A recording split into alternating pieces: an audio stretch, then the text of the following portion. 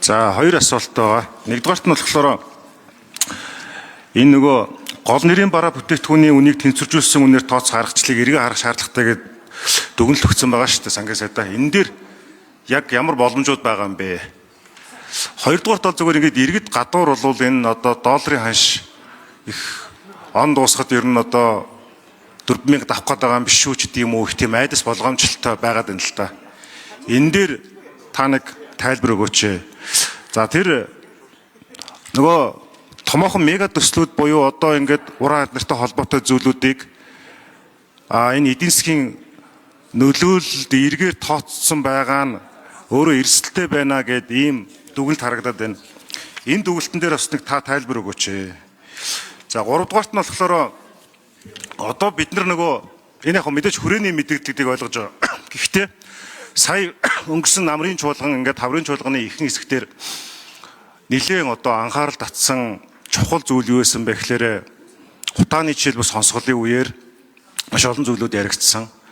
За ялангуяа энэ бол нөгөө эрх зүй, эдийн засаг, технологи, эрүүл мэндийн ингээд цогц асуудал юм байна гэд хүн амын талаас илүү шухуу хувь нь одоо оршин амьдарч байгаа Улаанбаатар болон хотц суурин газруудад хүний эрүүл мэндэд ноцтой охирол учруулж амь насан занал хийлж байгаа хор тавдрын үүсвэр болж байгаа энэ зүйл одоо эдийн засгийн болон эрүүл мэндийн утгаараа бол асар их хохирол аваад байна. Тэгээд энээс үүдээд жишээлбэл одоо мөнх сайхан сайттай бас намрын чуулган дээр ярьж ирсэн олон улсын жишгээр одоо бараг 7% руу эрүүл мэндийн төсөв чинь ингээ хайцаад байгаа шүү дээ тийм ээ. Гэтэл манайхан бол ингээ 3% хүрэхгүй байгаад байдаг. Тэгэхээр энийг ингээ үе шаттайгаар нэмэгдүүлье гэд. Адаглаад тэр нөгөө одоо Монгол хүний өвдөөд байгаа амь нас эрүүл мэндэд нь зөнхлөх занал хил учруулад байгаа өвчнийг судалдаг тийм одоо том төв байгуулъя эднэр ч гэдэг юм уу тэр. Тэгэхээр ер нь бол энэ хоёр дахь асуулт нь бол мөнх сайхан сайд руу ер нь одоо энэ төсвийн хүрээний мэдээлэл эдийн засаг макро эдийн засгийн нөхцөл байдлыг энэ анализыг харж агаад одоо яг энэ 26 оны төсөв орохтой зэрэгцээд энэ бүх зүйлүүдэд бас ингэ зоригтой оруулмаар байна гэдгийг хэлэх гээд байгаа. Тэгжээж энэ нөгөө одоо захаал нэг одоо 2.7 8% та ч юм уу эсвэл 9% та гэхээс илүүтэйгээр энэ 4 жилийн хугацаанд одоо үлдэж байгаа 3 жилийн хугацаанд бүр 5 давуулах 6 руу төхүүлэх. Тэгээд гол нь энэ нөгөө одоо 21 аймаг чинь 6 бүсэд байгаад байгаа бол тэр бүс болгонд нь тэр сүүлийн үеийн онцлогоо тэр одоо технологийн асуудал, хүний нөөцийн асуудал тэр ер нь эрүүл мэнд болон энэ боловсролын дэд бүтцийн цогцоор нь нэг тийм бяртай шийдэхт бас анхаармаар байгаа юм аа. Тэр утгаараа бол одоо энэ төсвийн хүрээний мэдээлэл төсөөлөл ч юм уу энэ бүх зүйл макро эдийн засгийн энэ орчныг ярьж хахад энэ мэдээллүүдээ бас давхар өгч яваасаа гэж хүсэж байгаа юм. За яагаад ингэж хэлж байгаа вэ гэхээр утааны асуудал гэх чинь бол одоо хот нэг байр суурьтай, эрүүл мэндийн яам нэг байр суурьтай, байгаль орчин уур амьсгалын одоо яам бас нэг байр суурьтай, янз бүрийн байр суурьуд байгаад байгаа юм аа. Тэгээ энэ дээр бол энэ улсын хурлч нэгэнт бодлого тодорхойлж байгаа учраас энэ одоо байгаа асуудлуудаа энэ төсвийнхөө том макро төвшөнтэйгээ уялдуулж шийдлүүдийг нь хангах дээр та бүхний байр суурийг сонсъё. Эхний асуулт Жавхлан сайдаас, хоёр дахь асуулт нь болохоор мөнх сайхан сайдаас тодруулъя. Баярлалаа.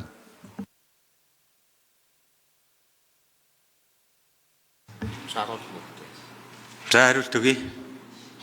Сангийн сайд Болдын Чухлаа. За гол нэрийн бүтээгдэхүүн гэж дотоодын бүтээгдэхүүний 3%-аас дээш орлого төвлөрүүлдэг Эрдэнэ бол гүшинэ. Би таны асуултанд хариулж.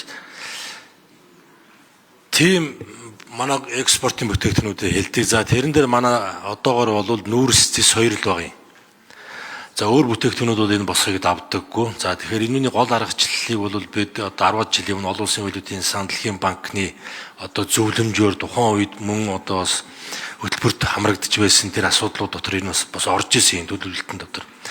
Тэр нь юу вэ гэхээр энэ хоёр бүтээгдэхүүн дээр өнгөрсөн 20 жил, тухайн жил, дараагийн 3 жилгээд нийт 24 жилийн дунджаар үнийг нь авдаг. Өөрөөр хэлбэл 1-2 жилийн хэд их тийм хэл бэлцлээс одоо цэвэрлэгээ гэсэн үг төсөөллүүдээ.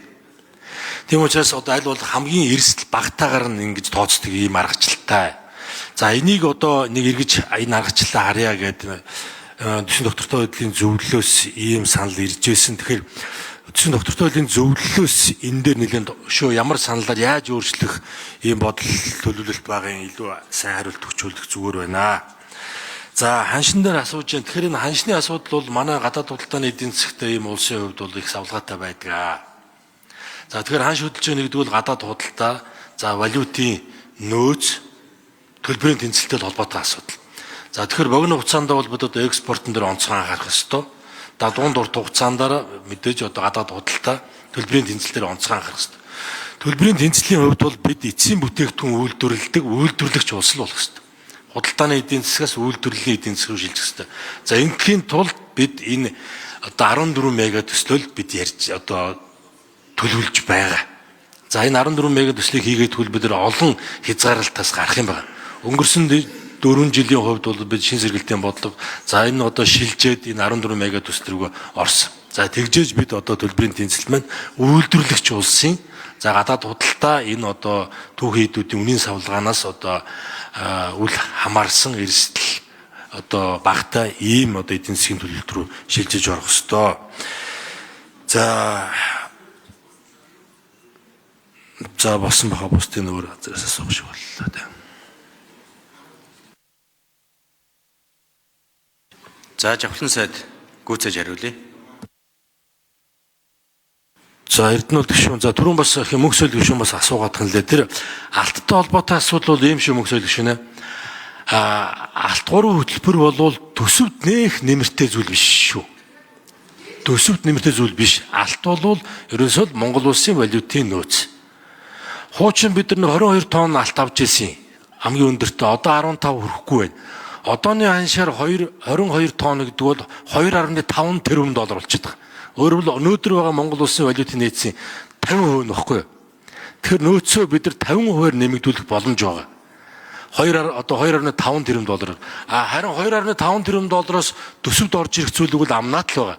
Энэ амнаат нь дотоодын үстээгдэхүүний дөнгөж 0.3% орчим, 350 орчим тэрбум төгрөг орж ирнэ. За энэ нь бол одоо төсвийн алдагдлыг нөхөхөд бол алдагдал гэдэг юм уу одоо төсвийг одоо түрүүн таны хэлснээр алдагдлыг нөхөх хэмжээний тийм орлого бол огтоос биш. Тэгэхээр